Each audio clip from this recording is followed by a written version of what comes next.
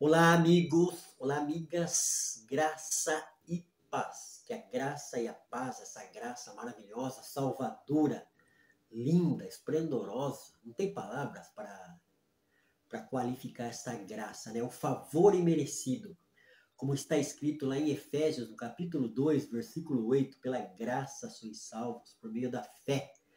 Isso não vem de vós, é dom de Deus. Que maravilha, né? Não vem do ser humano, né? O ser humano que expressa bondade, fala em bondade, mas toda essa bondade maravilhosa de amor, benignidade, amor ágape, né? Aquele amor de sofrimento mesmo, é somente do Criador dos céus e da terra, maravilhoso, Deus Todo-Poderoso. Por isso que o apóstolo Paulo, ele sempre falava, quando ele chegava em algumas das igrejas, né?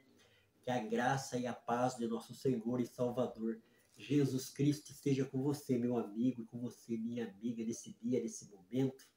Não sei o que você está vivenciando, assim, eu acredito que não é muitas coisas diferentes da minha vida, da sua vida, mas eu sei de uma coisa, que a gente deve estar com Deus, de mão dada com Deus, orando, falando com Deus, lendo e meditando na sua palavra, para que os dias maus, e existem os dias maus, os dias ruins que a gente enfrenta, a gente possa, assim, estar andando na presença de Deus, junto na casa, junto com a família, na igreja, em qualquer contexto de vida que a gente estiver, a gente possa estar aspirando alegria, né? Momentos bons, que a gente venha vencer esses obstáculos, né? Eu sei que não é fácil, as mesmas lutas que você enfrenta, todo mundo enfrenta em graus diferentes, mas o ser humano enfrenta a luta, enfrenta a adversidade.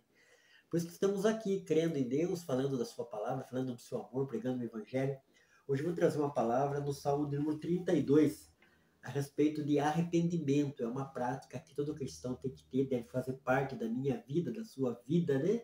A gente aprende a partir do momento que a gente conhece o evangelho, conhece Jesus, a salvação em Jesus, a gente sabe que uma das práticas que a gente deve ter é o arrependimento, que no grego significa metanoia, mudança de mente. Então, eu vou falar aqui a história de Davi, no Salmo 32, e a minha pergunta, eu sempre gosto de pregar, ensinar, trazer uma palavra, uma reflexão, sempre trazendo uma pergunta, né? A pergunta é: qual é o resultado do verdadeiro arrependimento? Do verdadeiro, né? Nós sabemos que o ser humano ele é capaz de manipular. E uma das maneiras de manipular é sempre estar pedindo desculpa, diz que se arrependendo, mas continua fazendo as mesmas coisas. Então, não, se eu me arrependo daquela prática, daquela atitude que eu estou tendo, eu tenho que ter uma mudança de mente, uma mudança de atitude, né? Assim, mudar o caminho, mudar o rumo, mudar a rota. Então a gente tem que ter um verdadeiro arrependimento, né? A Bíblia fala para a gente se arrepender. A Bíblia fala assim, João Batista chegou pregando, ensinando a respeito de arrependimento. Arrependei-vos e crede no Senhor. Vamos entrar dentro do texto? Então marque aí, é o Salmo de número 32, do versículo 1 ao versículo 5, que diz assim: Bem-aventurado aquele cuja transgressão é perdoada e cujo pecado é coberto. Bem-aventurado o homem a quem o Senhor não atribui culpa e quem não há engano. Enquanto me calei, meus ossos se consumiam de tanto gemer o dia todo, porque a tua mão pesava sobre mim de dia e de noite. Meu vigor se esgotou como do calor da seca. Confessei-te o meu pecado e não encobri a minha culpa. Eu disse: confessarei as minhas transgressões ao Senhor, e tu perdoaste a culpa do meu pecado. Confessei o meu pecado e não encobri a minha culpa. Eu disse: confessarei as minhas transgressões ao Senhor, e tu perdoaste a culpa do meu pecado. Né? A Bíblia fala para a gente não pecar. Lá em 1 João, capítulo 2, versículo 1, filhinhos, não pequei. Mas se você pecar, você tem um advogado junto ao Pai, Jesus Cristo. E o que a gente faz? A gente conta para ele, a gente busca ele em oração, confessa, reconhece que a gente pecou, a gente transgrediu, entristeceu o Espírito Santo de Deus, né? É o que Davi fez aqui nesse texto. Este salmo é muito especial porque é a poesia de alguém que pecou e depois foi perdoado, o rei Davi. Mesmo conhecendo a Deus e sua vontade, fraquejou e pecou contra o Senhor. Davi relaciona alguns detalhes que nos ensinam os estágios para se chegar ao verdadeiro arrependimento. Vou falar aqui, 6 estágios Então é interessante que Davi aqui, no Salmo 32, mas no Salmo 51 também fala o grave erro que ele cometeu, né? De matar Urias e também de trair Urias, né? Cometeu o adultério com Betseba. Então nós vemos que Davi ali ele fala, pequei contra o Senhor. Então o pecado, ele não atinge ninguém expressamente, embora magoa, né? Uma traição de um casal, de um homem, de uma mulher, né? Como que fala assim, você deixar de ser fiel com um amigo, né? Então magoa, mas o pecado diretamente, significa transgredir a lei de Deus, hamartia, né, no original, transgredir a lei de Deus, então ele afeta diretamente a Deus. Por isso que Deus é um Deus zeloso, misericordioso, mais santo, puro, justo, né? Então Davi fala que eu pequei contra o Senhor. Então Davi ele relaciona alguns detalhes que nos ensinam os estágios para se chegar ao verdadeiro arrependimento. Vou falar esses estágios, vou fazer um comentário rapidinho, né? Que a hora voa, não passa, né? E eu já tomei café e estou com vontade de tomar café de novo, né? Ou um cafezinho, né? O primeiro, então, estágio é o conflito íntimo por causa da culpa do pecado.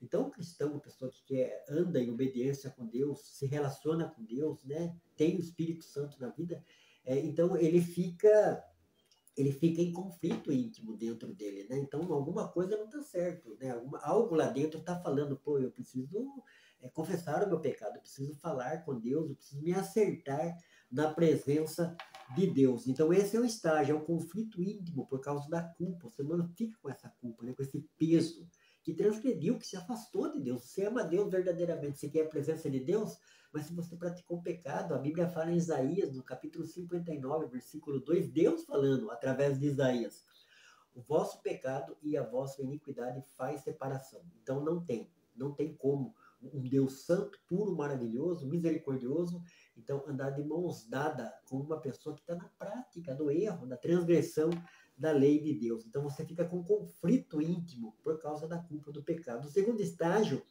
é o reconhecimento completo, né? A gente tem que reconhecer, não adianta você querer mascarar, tapar o sol com a peneira, ter uma vida hipócrita, porque a gente sabe que o meio religioso ele proporciona isso. Então, não, a gente tem que reconhecer completamente o pecado. Errou, transgrediu, entristeceu a Deus, reconhece, né? Pequei contra o céu e contra ti, fiz o que o Senhor aborrece. Então, vou reconhecer, eu reconheço, Senhor, que eu errei, eu tenho um arrependimento verdadeiro, genuíno, Senhor, porque eu quero a tua presença, eu quero estar na tua presença, eu quero sentir a tua presença através do teu Espírito na minha vida. Então, eu reconheço. O segundo estágio é o reconhecimento. O terceiro estágio é disposição para confessar o pecado, né? É um estágio difícil para o ser humano, então, mas a gente tem que lutar contra tudo e contra todos. E eu não estou preocupado. Eu falo para minha esposa, tenho falado assim, nas minhas pregações, por onde eu passo, que você se libertar do que os outros estão pensando a respeito de você, se libertar, não, deixar de ficar pensando, dar valor, valorizar isso daí, é libertador.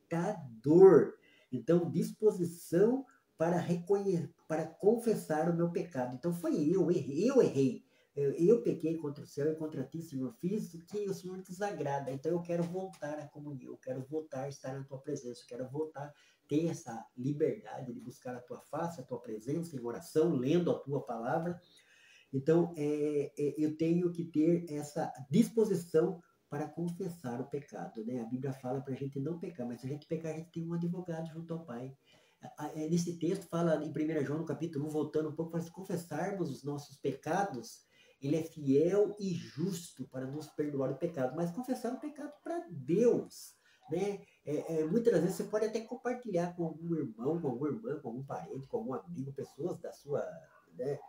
Assim, mas a confissão de pecado é diretamente para Deus, né? Às vezes a gente conversa com uma pessoa madura, tem uma espiritualidade boa, né? Uma pessoa limpa de coração que pode nos ajudar. Tá difícil, tá muito difícil isso nos dias de hoje, né? Por isso que a gente tem que chegar diante de Deus, diante desse advogado que se chama Jesus Cristo, para a gente estar confessando os nossos pecados.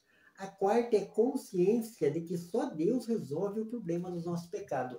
Volto também a comentar a respeito da gente estar compartilhando com um A, B, C, D, Quantos líderes que a gente vai, né? As pessoas às vezes estão com problema na área lá de casamento, na área sexual. Vai lá e o líder, ele tem uma ideia pré-concebida, não conhece bem a palavra de Deus, não tem uma estrutura espiritual, uma estrutura de conhecimento bíblico abalizado, embasado na palavra de Deus. Então, só Deus pode resolver, só Deus. Primeiro que é o sangue de Jesus que nos purifica de todo pecado, né? A Bíblia diz isso em 1 João capítulo 1. E somente Deus é misericordioso, né? Eu falei esses dias na internet, eu falei pra gente não ter medo de desabafar com Deus, porque Deus não vai tirar print da nossa conversa, né? A gente vê isso, infelizmente, a maldade humana está estampada nas redes sociais, que é um meio de se comunicar rápido, não é diferente. Então Deus não vai fazer essa maldade, né? Jogar na cara, ficar espalhando boataria por aí. Não, Deus vai te perdoar, vai te limpar, te purificar e colocar de pé. Né? Esse é o Deus da Bíblia, é o Deus que veio da pessoa de Jesus trazer salvação, libertação, cura. Ele mesmo falou: vinde a mim todos vós que estáis cansados e sobrecarregados, que eu vos aliviarei. Então Jesus pode fazer isso, somente Jesus. Então, se você não confia em A, B, C ou D, em parente, fulano, ciclano, até mesmo pessoas dentro da igreja, líderes, confesse o seu pecado a Deus. Eu sei que tem igreja que tem tradição de você confessar o pecado para o seu líder, não é o assunto aqui, mas a Bíblia ensina a gente a confessar os nossos pecados para Deus. Porque a gente tem que ter consciência que só Deus resolve o problema do nosso pecado, porque é Ele, a gente precisa da comunhão com Ele, restaurar essa comunhão que o pecado fez, afastou o homem, afasta a mulher de Deus. Então é somente Deus, né? Vinde a mim, Jesus falou, né? A Bíblia fala: chegai-vos a Deus e Ele se achegará a vós. O próximo é a percepção de que o pecado é perdoado pela misericórdia de Deus e não pelo sacrifício humano. Então é a pura misericórdia, né? Ontem eu vi, acho que a pregação do pastor falando que elas se renovam, cada meia-noite que vira meia-noite e um lá, então renova as misericórdias de Deus. Essa é a causa, é a razão da gente não ser consumido. Então, um dos estágios também é a percepção de que o pecado é perdoado pela misericórdia de Deus e não pelo sacrifício humano. É porque você é bonzinho, você deixou de fazer isso, deixou de fazer aquilo. O pecado é perdoado. Claro que a gente tem que ter uma atitude, né? De arrependimento, que é um ensinamento aqui. Mas não é por causa da sua atitude, é a misericórdia de Deus. É a sua atitude que se junta à misericórdia de Deus, né? E Deus vem de encontro e perdoa, né? Através do sangue puro, carmesim de Jesus. O último é a alegria enorme pela certeza de que o pecado foi perdoado. Então, esse é o último estágio, né? Davi relaciona alguns detalhes nesse Salmo 32 que nos ensina os estágios para chegar ao verdadeiro arrependimento. E um desses estágios é a alegria enorme pela certeza de que o pecado foi perdoado. Então, o pecado é perdoado com uma restauração da presença de Deus. Davi fala no Salmo 51, pedindo perdão para Deus pelo pecado, né, que ele cometeu ali com Betseba, o pecado de adultério.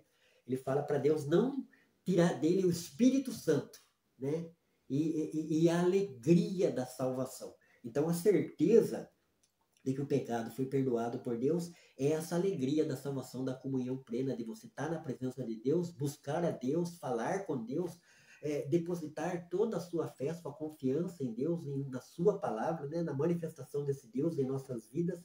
Então nós vemos, né? Então qual é o resultado da verdadeiro arrependimento? O resultado é paz com Deus, é comunhão restabelecida, é ação de Deus, né? O que Davi falou: não tires de mim, Senhor, o teu Espírito Santo, é o Espírito Santo que nos guia, que nos convence, que fala conosco, que acalma as tempestades que vêm sobre nós, que assola a nossa vida, né? Então estamos enfrentando crise, tempestade, angústia de várias áreas, né? Da vida emocional, da vida sentimental, da vida profissional. Então esse Espírito Santo, ele nos convence do pecado, da justiça e do juízo. Esse doce Espírito, esse maravilhoso Espírito Consolador. Esta é a função desse Espírito. Por isso que Paulo fala em Efésios 4:30 para a gente não entristecer esse Espírito Santo. Como que a gente entristece? Tendo uma prática de pecado, né? E não reconhecendo, né? Não se arrependendo e reconhecendo que a gente está praticando esse pecado, né? O pecado é uma coisa interessante, né? Como eu falei, é hamartia, é errar o alvo, é transgredir a lei de Deus. Então Deus tem a sua palavra, tem o seu modelo, instruiu o homem a respeito de obediência, Aí o homem pega outro caminho, né? O caminho do pecado, o caminho da desobediência, o caminho que leva o homem à perdição, leva o homem à destruição, uma prática pecaminosa.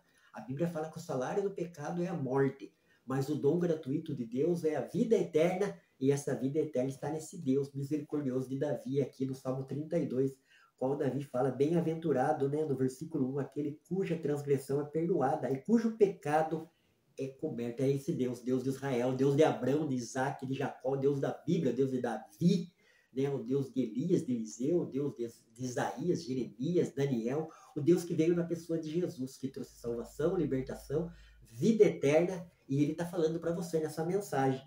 Qual é o resultado do verdadeiro arrependimento? Comunhão com Deus, estar na presença de Deus, a alegria da salvação, a alegria de você saber. Você está vivendo dias ruins, momentos ruins, mas é momentâneo, né? O Davi falou mesmo, Davi falou assim, ainda que eu ande pelo vale da sombra e da morte, eu não temerei mal algum, porque eu sei que tu estás comigo. Esse Deus maravilhoso, Deus da Bíblia. Que Deus abençoe ricamente você, a sua casa, a sua família. Faça a leitura nesse texto, no Salmo 32, versículo 1 ao 5. Leia o Salmo 51 também. E você vai ver o quanto é importante. Nós somos pecadores, a gente precisa entender isso. A pessoa acha que vai para a igreja, batiza, frequenta uma igreja, uma instituição religiosa. A gente continua pecador, a gente é pecador redimido, alcançado pela salvação que há na pessoa de Jesus. Mas a gente, se bobear, se não ouvir essa voz do Espírito Santo, se não tiver a guia da palavra de Deus, a gente vai voltar para a prática do pecado. Então a gente tem que estar com os olhos na palavra de Deus, que é lâmpada, buscando a ação de Deus, ouvindo esse Espírito maravilhoso que nos redireciona para a presença de Deus através de Jesus, da salvação na pessoa de Jesus. Qual é o resultado do verdadeiro arrependimento? Paz com Deus. Arrependimento. Pedro.